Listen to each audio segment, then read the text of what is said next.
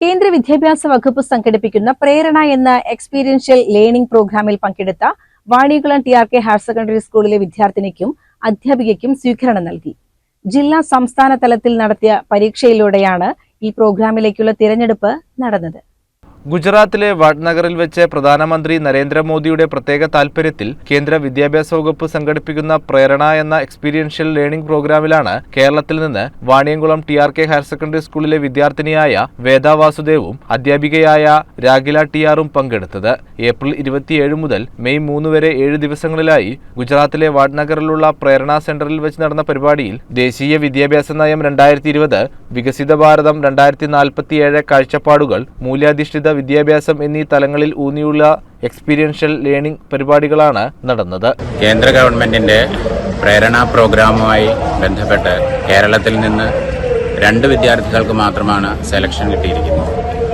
അതിലൊന്ന് വേദ Vasudev ടി.ആർ.കെ. Higher secondary സ്കൂളിലെ വിദ്യാർത്ഥിനിയാണ്. ടി.ആർ.കെ. ഹയർ സെക്കൻഡറി സ്കൂളിന്റെ അക്കാദമിക മികവിന്റെ ഉദാഹരണമാണത്. അതിൽ ടി.ആർ.കെ. ഹയർ സെക്കൻഡറി സ്കൂളിൽ എല്ലാ അധ്യാപകരും അഭിമാനിക്കുന്നു.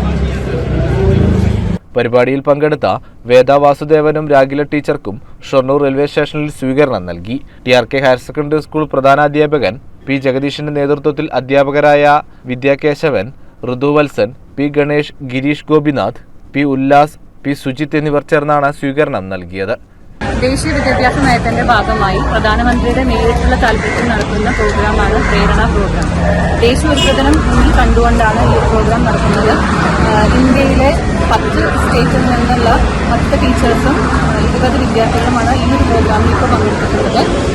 പല സംസ്ഥാനത്തെ അധ്യാപകരായി പരിചയപ്പെടാനും അവരുടെ സംസ്കാരവും പിന്നെ ഭക്ഷണവും എല്ലാം പരിചയപ്പെടാനുള്ള ഒരു എക്സ്പോഷറായിട്ടാണ് ഇത് ഞാൻ കണക്കാക്കുന്നത്.